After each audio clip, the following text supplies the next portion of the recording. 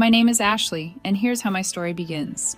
I wasn't invited to my sister's baby shower. He said it was just close friends and family. I said, "Aren't I both?" She left me on red, so I mailed her a gift she'll never forget. She opened it at the party, and then her husband called me screaming. Here's how my story begins. I found out I wasn't invited to my sister's baby shower from a mutual friend who assumed I'd be there.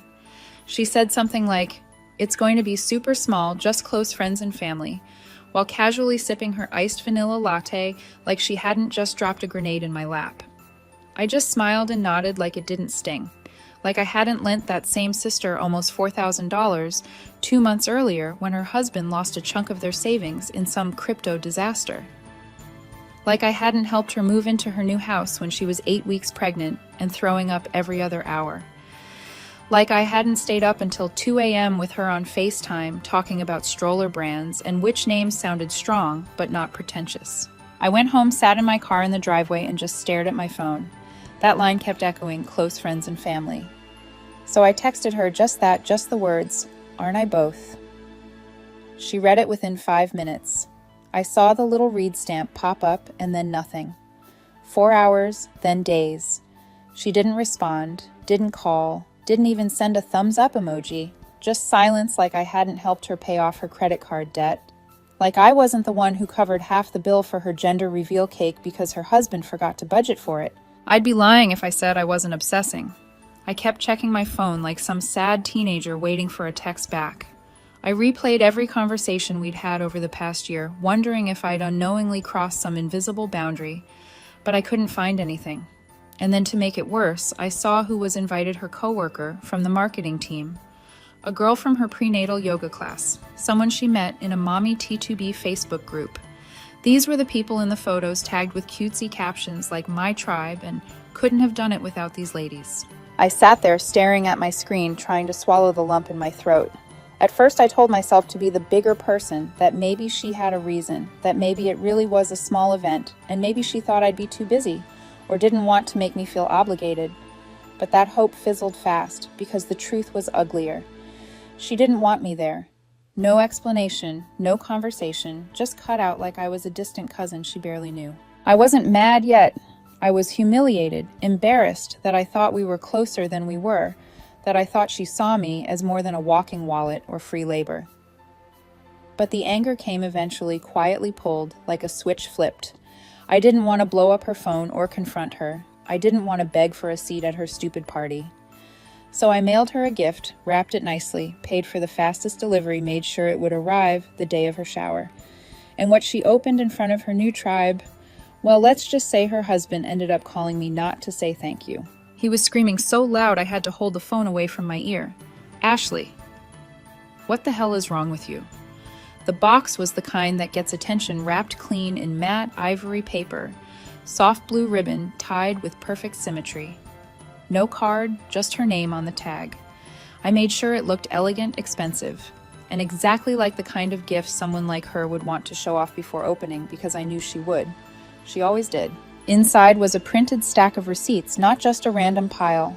I spent over an hour organizing them in date order, highlighting amounts in bold, some from Venmo, some from old emails, and a few handwritten IOUs she probably assumed I'd forgotten about. At the top, I wrote in black ink, "From your close friend and family." Then I listed every dollar. $700 for the credit card payoff when she was freaking out about her credit score tanking. $200 emergency transfer when her husband's car needed a new transmission and they were maxed out. $580 for the Denver flight she couldn't afford for our cousin's wedding. $95 for her Amazon registry items that mysteriously disappeared without any thanks. And then the kicker, $250 for the deposit on the baby shower venue, the one I paid in advance because she said, "Don't worry, Ashley, I'll pay you back before the date." Guess she forgot or didn't care or never intended to. Underneath the receipts was a gift card. Target, $50. Nothing fancy, just enough to look like a real baby shower gift if anyone was watching. Then one more thing, a note. It was short. No anger, no swearing, no guilt trip, just one sentence. "This isn't a request for repayment, just a reminder that I've already given enough." I mailed it overnight. It arrived the morning of her party. I didn't text to confirm, I just waited. She didn't text me that day, not a word, but around 6:15 p.m., I got the call. Unknown number voicemail. It was her husband. He wasn't yelling, he was screaming. He said I'd humiliated his wife in front of her friends, that I had no right to drag financial drama into a baby celebration, that I blindsided them. He said I'd made her cry in front of everyone, that someone's mother asked if they were in financial trouble. He told me to grow up, said I was selfish, said I had just destroyed my relationship with my niece before she was even born. Unbelievable, Ashley, he said at the end. Just unbelievable. I didn't respond. I just replayed the voicemail once, then saved it. I expected the guilt to hit, maybe even regret, but it didn't. What hit instead was clarity. I'd let her become this person in my life who could take and take without ever having to say thank you. I'd made it easy. I'd been so afraid of looking petty that I let myself be taken advantage of for years. And the one time I set a boundary even gently, they acted like I'd lit the house on fire. The silence afterward was even louder than the screaming. She didn't reach out, not even to ask why, but I think deep down she already knew. And if she didn't, she was about to find out. A week passed, then still no word from her. Not even a passive-aggressive post, or some cryptic quote in her stories, which frankly was out of character. Usually, she couldn't resist making herself the victim of some vague emotional betrayal. I figured she was embarrassed. Or maybe she was hoping if she stayed quiet long enough, it would all just blow over. That had always been her pattern, ignore the mess, until someone else cleaned it up. And for most of our lives, that someone had been me. But I was done playing the cleaner. I didn't tell anyone about the gift at first, not even my closest friend Jenna. But then I got a call from our cousin Rachel, who said she'd heard something happened at the baby shower and wanted to know what was going on. I told her the truth, not in a dramatic way, just plain facts. What she owed, what I sent, what her husband said. Rachel didn't even pretend to be shocked. She just sighed and said, "Honestly, I've seen how she treats you, Ashley. I always wondered why you kept showing up for her." That stuck with me. So I started making a list, not a list of money, a list of moments. All the times I dropped everything for her. The emergency calls at 1 a.m., the rent she was short on the first year of her marriage, the time I canceled my anniversary trip to help her when she thought she was having a miscarriage, which turned out to be nothing. I'd even helped her write her college transfer essay when she said she was too anxious to do it herself. I realized I'd been keeping track of these things without even meaning to. And it hit me. She had trained me to think that love meant sacrifice and that family meant never saying no. She used that word family like a free pass to take whatever she needed and give nothing back. It wasn't about the baby shower, not really. That was just the latest symptom. And still through all of it, I kept hoping maybe she'd reach out. Maybe say she messed up, that she'd been overwhelmed, or thought I was too busy, or even just say the words I hadn't heard from her in over a year, "I'm sorry." Instead, her silence was the answer. But I wasn't just going to let this sit in my chest and rot, so I started to shift fully quietly. She and her husband were still on our shared family phone plan, the one I paid for. I removed them. I had automatic payments set up for one of her utilities from when she first moved into her house, and the bills were in my name. Canceled. The emergency fund she'd been borrowing from for over a year gone. No announcements, no drama, just off. It was time she figured out what life looked like without a safety net made of me. And yet, even with everything falling away, she still didn't call, didn't text, nothing. The worst part, I think she was waiting for me to apologize. 3 weeks after the baby shower, I got a letter in the mail, an actual physical letter. No return address, but the handwriting was familiar, her husband's. I almost didn't open it. I stood over the trash can with it for a full minute, but curiosity won. Inside was a single sheet of paper typed. It wasn't an apology, it was a list. He had itemized every kind gesture they'd supposedly done for me over the years. Letting me stay at their place during a snowstorm when my power went out. Buying me lunch once after a job interview. Letting me borrow her favorite necklace for a wedding. At the bottom was a sentence that read, "You've been keeping tabs for years. Just wanted to show you we could do the same. Maybe now we can call it even and move on." I sat down and just stared at it. I wasn't even angry. It was sad, pathetic, like he truly believed buying me a sandwich once somehow canceled out thousands of dollars, years of emotional labor, and being completely erased from my own sister's life event. I didn't respond. But what I didn't expect came 3 days later. I got a call from my boss's assistant. Confused, polite, but definitely uncomfortable. She said my sister had called my office directly, said it was about a family emergency, and she had to speak to me right away. It wasn't an emergency. She had found out I canceled the utility payment. Apparently, they'd missed 2 months, never noticed, and suddenly got a disconnect notice. And when she tried to get it sorted, she found the account wasn't in her name. I guess it finally dawned on her just how much of her life I'd been quietly propping up. Instead of calling me, she tried to go through my job. I couldn't believe it. But here's the unexpected part: my boss overheard the call. And later that day, she asked if I was okay. I told her everything, not in detail, but just enough. I was tired of pretending everything in my life was fine when it wasn't. And that conversation, well, it shifted something. She offered me a week off, said I should go somewhere, anywhere, just reset. So I booked a solo trip to Arizona. A quiet resort off-season, no kids, no noise. I didn't tell anyone where I was going except Jenna. And while I was sitting by the pool on my third day there, sipping something frozen and ridiculous, I got a text from my sister. Just one line. "You didn't have to make a scene, Ashley." A scene. After everything, that was her takeaway. And that's when I knew there was no apology coming, no breakthrough, no, "You were right," or "I'm sorry I hurt you."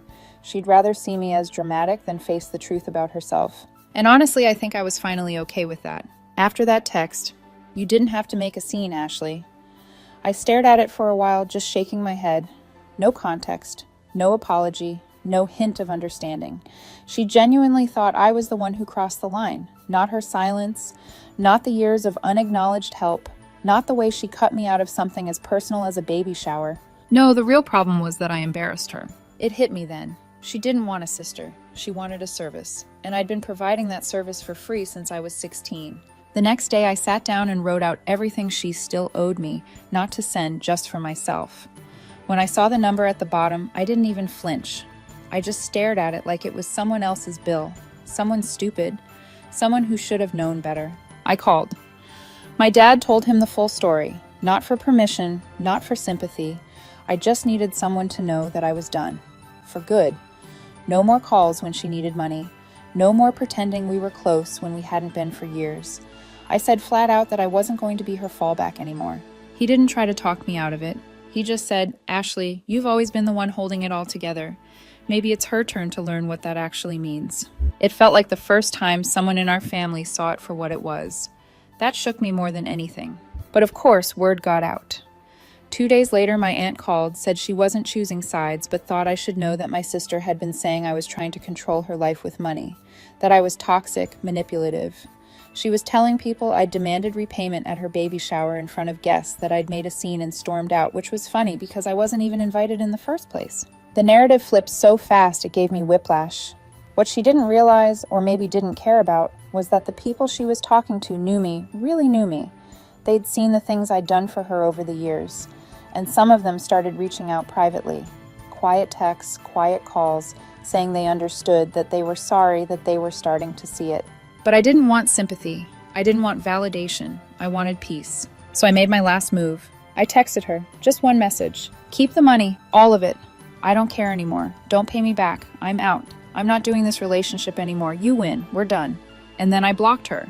A few hours later, her husband called from a different number. I didn't pick up. He sent a message instead. "So you're just going to forgive thousands in debt to make a point, Ashley? That's insane." But it wasn't insane. It was liberation. I wasn't giving them a gift. I was taking something back. My time, my energy, my boundaries. They could tell whatever story they wanted. They could play victim until the end of time.